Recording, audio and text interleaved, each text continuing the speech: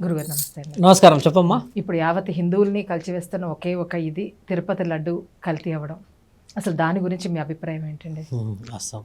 వేరే ప్రభుత్వాల మీద విమర్శలతో మొదలైన వివాదం ఇది. ఒక తిరుపతి లాంటి మహాక్షేత్రంలో లడ్డు గురించి మాట్లాడాలి. ఆ లడ్డు అనేది ఎవరికి చెందిందమ్మా? సహజంగా మాట్లాడితే శ్రీవారికి చెందింది. శ్రీవారు అన్న పేరులో ఆయనకి ఒక ఉన్నతమైన స్థితి, కలియుగంలో ప్రత్యక్షంగా ఉన్న దేవుడు కాబట్టి ఆయనని శ్రీవారు అంటారు. ఇద్దరు తల్లులతో కొండపై కూర్చొని ఉంటాడు. లడ్డుని అవమానిస్తే ఇప్పుడు మనం ఎవరిని అవమానించినట్టు తల్లి? శ్రీవారు. మరి ఆ శ్రీవారు రుచి చూడట్లేరంటారా ఆ లడ్డుని? ఖచ్చితంగా ఆయన నైవేద్యం మొదట, తర్వాతే మనం. కాబట్టి ఏంటంటమ్మా, ఒక లడ్డు కల్పితంగా జరిగి ఏదో కొన్ని మాంసం అనే అది ఈ పందులు కానీ ఏదైనా పశువుల నుంచి వచ్చిన ఆ పాలకృతుల నుంచి కొవ్వు పదార్థాల నుంచి వచ్చిన నెయ్యితో చేశారు. కల్తీ జరిగినది రుజువు, కాగితాలు. అక్కడ వరకు వదిలేసిన తర్వాత మరి తిరుమలలో తిరుపతి కొండపై కొలువై ఉన్న నా తండ్రి శ్రీ శ్రీ శ్రీ వెంకటేశ్వర స్వామిని ఎందుకు మనము అంత అవమానపరుస్తున్నాం? లడ్డు గురించి తిరుపతి ఏ మాట వస్తుంది, మరి ఆయనని అవమానపరిచే అధికారం ఎవరిచ్చారు? అంటే ఇక్కడ మనము వాస్తవికంగా మాట్లాడే ఆ 10 నుంచి 15 నిమిషాల క్షణాలు ఏదైతే ఉన్నాయో తల్లి మాట్లాడేది, లడ్డూలో కొంచెం కల్తీ కలిపారు, దానికి ప్రభుత్వాలు కొన్ని హెచ్చరికలు, కొన్ని కావాల్సిన స్ట్రైకింగ్ డిసిషన్స్ తీసేసుకున్నాయి. 3 రోజుల నుంచి చూస్తే ప్రతి నోట వచ్చే ఒకే ఒక మాట, దాన్ని అపవిత్రం చేశారు లడ్డూని. అయితే ఇది అక్కడ ఎన్నో ప్రభుత్వాలు మారిన తర్వాత వచ్చింది కాదు కదా తల్లి. అంటే అందరికీ తెలిసిన పాఠమే ఈరోజు బయటికి వచ్చిన గుణపాఠం. కాబట్టి దాని గురించి మనం మాట్లాడుకోవాల్సింది ఏంటంటే అమ్మా, తినడానికి నా తండ్రికి అర్హత ఉంది, ఆ తర్వాత శిక్షించే అర్హత పరమాత్ముడికి ఉన్నప్పుడు ఆయన హయాంలో అంటే ఆయన పర్యవేక్షణలో జరుగుతున్న ఈ లడ్డూని తప్పుగా మనం ప్రచారణ ఎక్కువ చేస్తూ వస్తున్నాం. రుజువు జరిగింది అక్కడ, పంది కొవ్వుతోని ఒక లడ్డూను చేసి అది అపవిత్రంగా వేరే వాళ్లకు మనం ఇచ్చాము అని. ఇక్కడ ఇంకొక విషయాన్ని, చారిత్రాత్మకమైన మాట కాబట్టి తిరుపతి అనేది ఒక మహాక్షేత్రము కాబట్టి చెప్పాలి. మంగళ పాండే పేరు విన్నారా మీరు? చరిత్ర ఇతిహాస పురాణాలలో మంగళ పాండేకి ఒక ప్రత్యేకత ఉంది. ఆయన ఒక సిపాయి. ఆయన గారు ఏం చేశారంటే మతాలని రెచ్చగొట్టడానికని పంది మాంసంతో చేసిన బాంబులు, ఆవు మాంసంతో చేసిన ఆ బాంబుల్ని వ్యతిరేకంగా వేసిరాడు. చేసిన తర్వాత ఏమైందంటే అందరు పట్టుకొని ఆయనని ఏం సంగతి అని అంటే, నాకు ఈ మతం వాళ్ళు నచ్చలేరు, వీళ్ళు కొట్టక చావాలి, అమాయకులని పట్టించుకోవట్లేరు, ఇట్లా ఒక విషయం జరిగింది.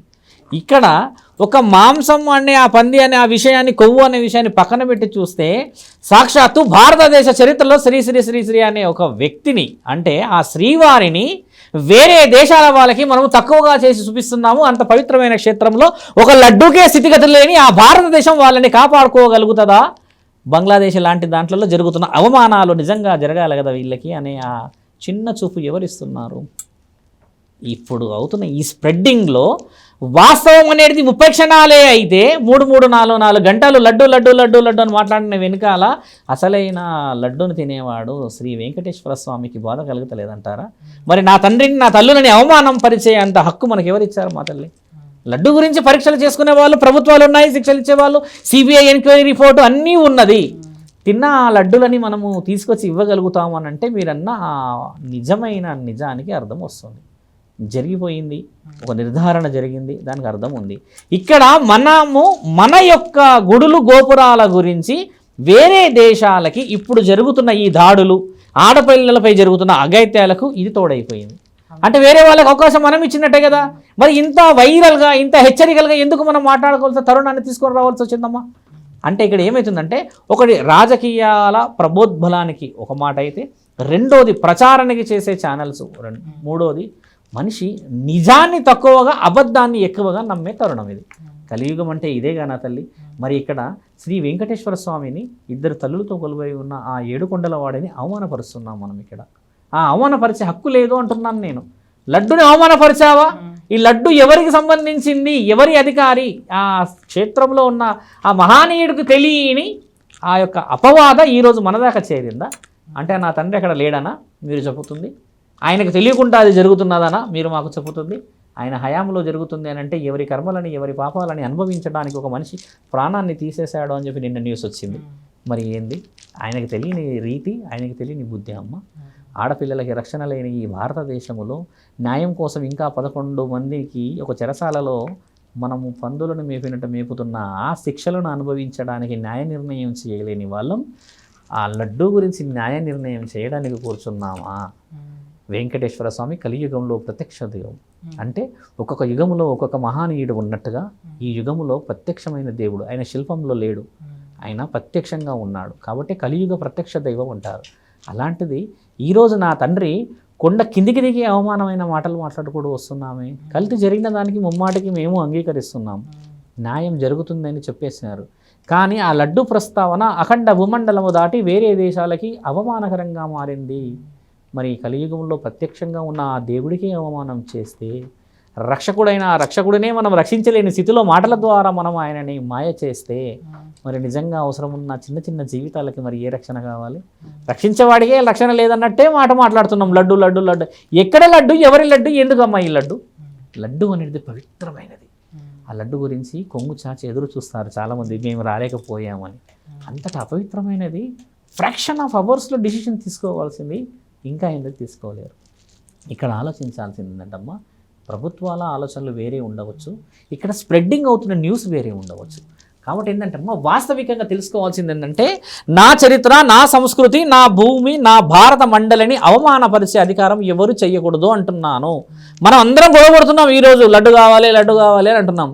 కానీ లడ్డు వెనుకలో కూర్చున్న నా తండ్రి లడ్డు లాంటి వాడికి ఎంత అవమానం జరుగుతుంది, అది నీవు తీర్చగలవా, నేను తీర్చగలనా? ఇంకో సంవత్సరం తర్వాత ఆయనకి రక్షణ లేదు అన్న మాట వస్తే ఆ లడ్డులో ఆ నాణ్యత వచ్చేస్తుంది, చాలా రుచికరంగా వచ్చేస్తుంది. నా తండ్రి భయపడ్డా మచ్చ వస్తుంది నా తల్లి. నేను అడుగుతుంది అదనమాట. లడ్డుకు న్యాయం చేస్తాం మనం చాలా తినుబండారాలు కాబట్టి ఈరోజు వేరే వాళ్ళకి అపవిత్రం అయిపోయింది, వేరే వాళ్ళు ఏదో చేశారు, గత ప్రభుత్వాల్లో వేరే కులస్తులు ఉన్నారు అనడానికి అబ్సల్యూట్లీ మనం అంగీకరిస్తాం. కానీ దాని వెనకాల ఉన్న మహానీయుడిని అవమానపరచకూడదు. ఈ తరుణం చాలా గొప్పనిదే అంటున్నాను. అది ఎందుకు మన హిందుత్వంలో మాట్లాడుకోవట్లేము మనం ఈరోజు? బెజవాడలో కనకదుర్గామాతకి వచ్చేసి ముఖపుడకలు నీళ్లు పడ్డాయి అనగానే, అబ్బో ఇది కాలజ్ఞానంలో పరబ్రహ్మ స్వరూపుడు అయినా ఆయనే రాసిపెట్టాడు కాలజ్ఞానాన్ని అని చెప్పేసి చెప్తున్నాం మనము. అంత ప్రత్యక్షంగా కనబడుతున్న లడ్డు గురించి చెప్పట్లేదా అమ్మ? 400 సంవత్సరాల తర్వాత ఏమి రాస్తున్నామో, ఏం తెలుస్తున్నామో అన్న చరిత్ర కలిగిన ఈ మన కాలజ్ఞానం ప్రత్యక్షంగా తయారయ్యి 2 నిమిషాల్లో ప్రసాద రూపంలో పోతున్న లడ్డూలో ఏం కలుస్తుందో తెలీదా తల్లి? తెలిసి జరుగుతుందే కదా ఇది. మరి ఈరోజు ఎందుకు మనము ఒక చేతు చూయించి ఇంకొక చేతితో కన్ను పొడుచుకోవడం, మరి ఇంకొక చేతి పొడుచుకున్న తర్వాత మళ్ళీ ఇంకో కన్నును పొడవాల్సిన సమయమే కదా ఇది. మన సంప్రదాయాన్ని మనం దెబ్బతీసుకునే ప్రయత్నం కొద్దిగా తగ్గించుకోవడం చాలా మంచిది. నన్ను వ్యతిరేకిస్తారు చాలామంది, ఈయన ఇలా మాట్లాడుతున్నాడు, అందరూ లడ్డూలో ఉన్న కల్తీ గురించి మాట్లాడితే ఈయన ఆయన అనుకున్న వెంకటేశ్వర స్వామి గురించి మాట్లాడుతున్నారంటే, ఆయన వెనకాల ఉన్న వెంకటేశ్వర స్వామి గురించి మాట్లాడకపోతే నీకు లడ్డు గురించి మాట్లాడే అర్హతనే లేదు.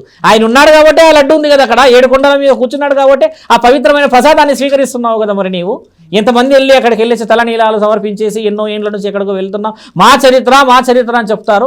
ఈ రోజుల్లో అమ్మ ఒక కొన్ని కోట్ల కుటుంబాలు తిరుపతి అంటే ఇండియా అని గుర్తుపడతారు. అంటే అంత క్షేత్రం అది, అంత పవిత్రమైన స్థలం అది. అంత పవిత్రమైన స్థలాన్ని మనం పెకిలించి చూసుకుంటే అమ్మ, ఈరోజు చాలామందికి మనం అవకాశం ఇచ్చిన వాళ్ళం అవుతున్నాము. ఆ అవకాశాన్ని ఆపొచ్చుగా తల్లి మనం.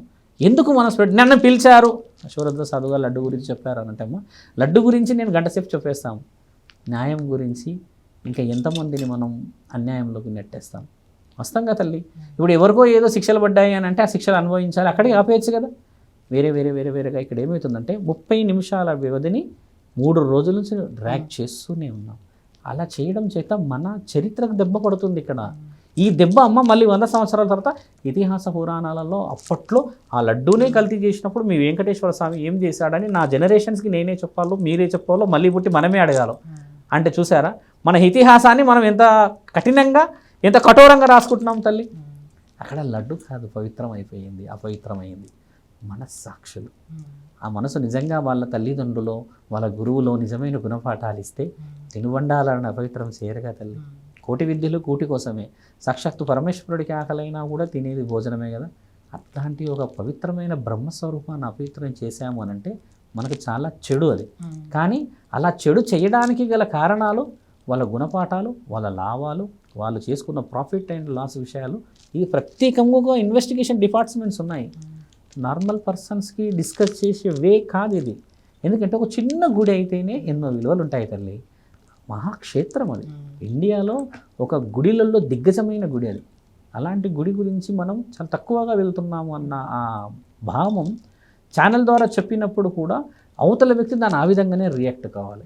అందరూ వచ్చేసి లడ్డు గురించి చెడు అని అంటున్నారు, కానీ మరి మీరు అన్నట్టుగా తండ్రి గురించి కూడా మాట్లాడుకునే అర్హత కావాలన్నా వద్దా తల్లి? నేను అడిగేది ఏంటంటే, లడ్డుకు న్యాయం జరిగిపోయింది నిన్ననో మొన్ననో, నా తండ్రికి న్యాయం ఎవరు చేస్తారో అంటున్నాం.